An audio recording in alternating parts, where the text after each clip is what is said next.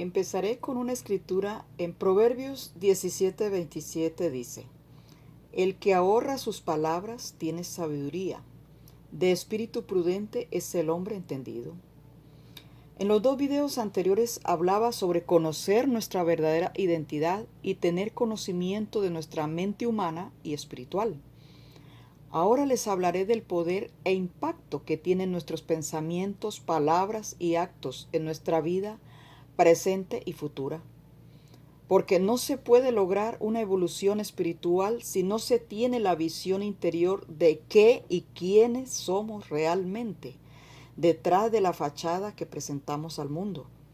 Siempre nos preguntamos, ¿qué hace falta para que seamos auténticos? Primeramente, debemos saber que somos individualizaciones de la divina conciencia Padre-Madre. Es decir, somos conciencia ilimitada, que nuestra mente procede de la mente universal y que así como la mente del Padre es inteligencia poderosamente creativa, también lo son nuestra mente y pensamientos. El Señor Jesucristo cuenta que cuando estuvo en el desierto, Él dice que a veces su vista humana fue tan espiritualmente elevada que podía ver a través de las rocas, tierra y arena, que parecieron simples titileos relucientes de diminutas motas. Entonces comprendió que no había nada sólido. Había momentos que él dudaba si esto pudiera ser así. Había cambios en el fenómeno, dejaban de existir.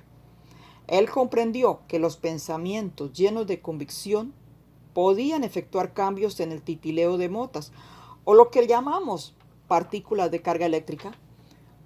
Podían producir cambios en el color y aspecto de la roca, o de lo que estuviera estudiando. Así comprendió el poderoso efecto que tiene el pensamiento, la convicción o inquebrantable fe sobre el entorno al afirmar una orden o incluso una creencia, y que el poder creativo de la mente divina era hecho visible en el titileo de motas diminutas y su aspecto podría ser afectado profundamente por la actividad del pensamiento humano. Los pensamientos son rayos de luz que hacen contacto con lo que buscamos. Cada pensamiento tiene su propia frecuencia vibratoria en conciencia. Así que entre más espiritual sea el pensamiento, más altas son las frecuencias vibratorias. Y si son bajas, es decir, de una mente egocéntrica, será una vida de conflictos, miedos, temores, enfermedades, pobreza, miseria, angustia, preocupaciones, etc., como lo que estamos viviendo actualmente.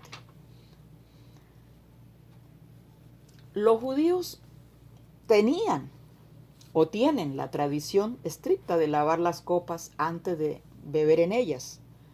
El Señor Jesucristo les decía que no debían de preocuparse sobre lo que entraba por la boca, sino que deberían de preocuparse más sobre lo que salía de la mente, corazón y luego por la boca.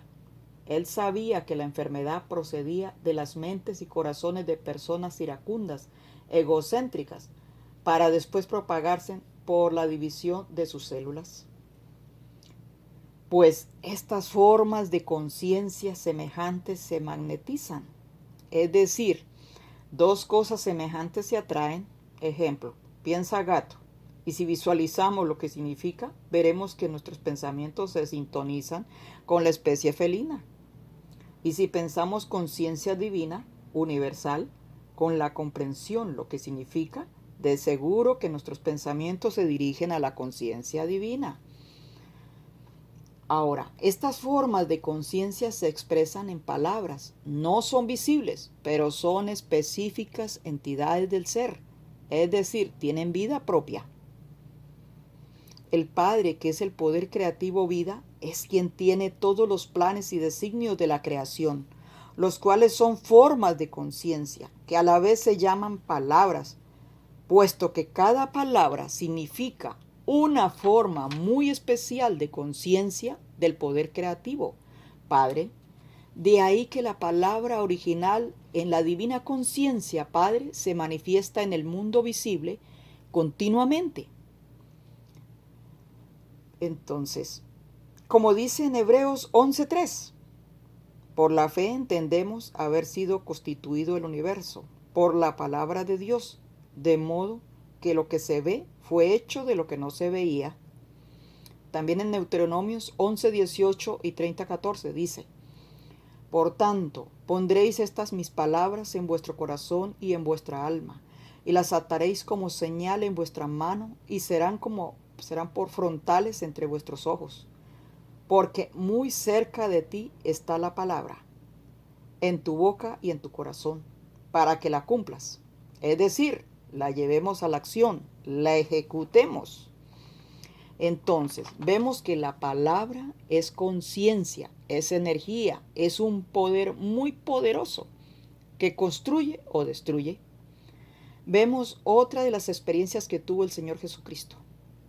Y Él dice que le sucedió esto porque tuvo dudas y temores en cuanto a si podría soportar el dolor de la crucifixión y también desilusión de ver que su mensaje no había sido comprendido por la gente. Esto hizo que sus frecuencias de conciencia bajaran, que llegó a hacer actos irracionables, los cuales nunca hubiera pensado hacer antes, como lo que sucedió con la higuera. Tuvo hambre y fue al árbol sin esperar encontrar fruta, porque no era la estación de los higos. Al no hallar fruta, maldijo a la higuera. 24 horas más tarde se había marchitado hasta las raíces.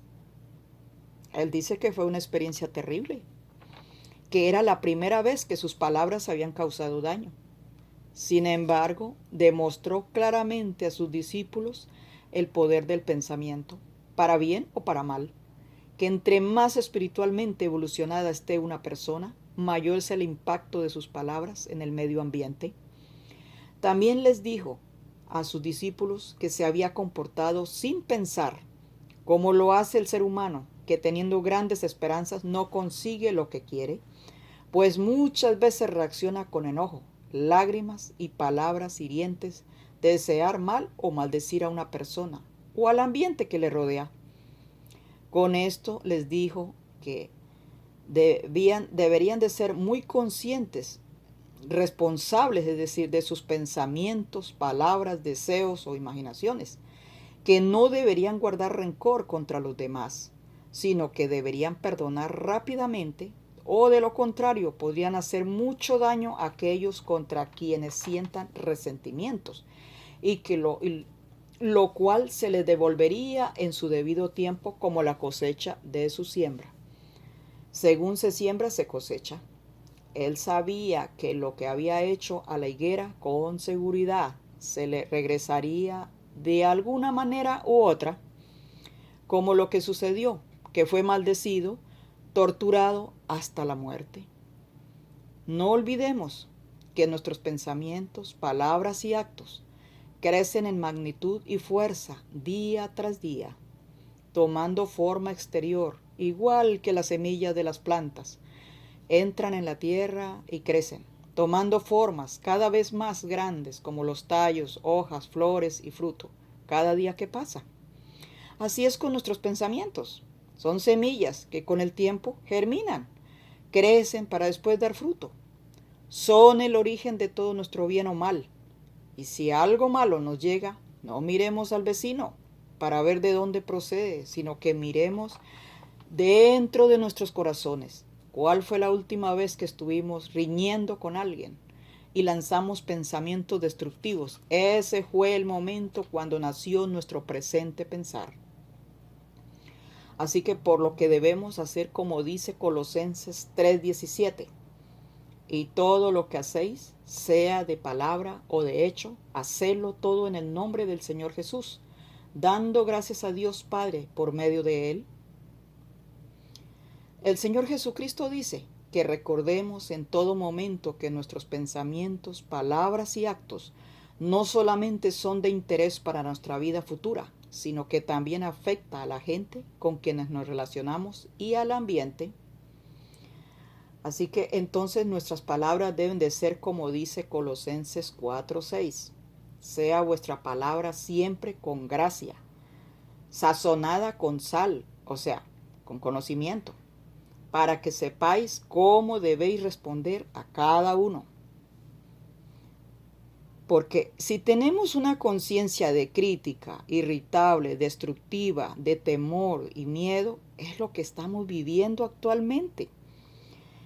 Esto hará que todas las cosas en el ambiente cambien y lo que nos espera son calamidades. Pues todo en la tierra es la energía de la conciencia hecha visible, es decir, materia o plasma vivo.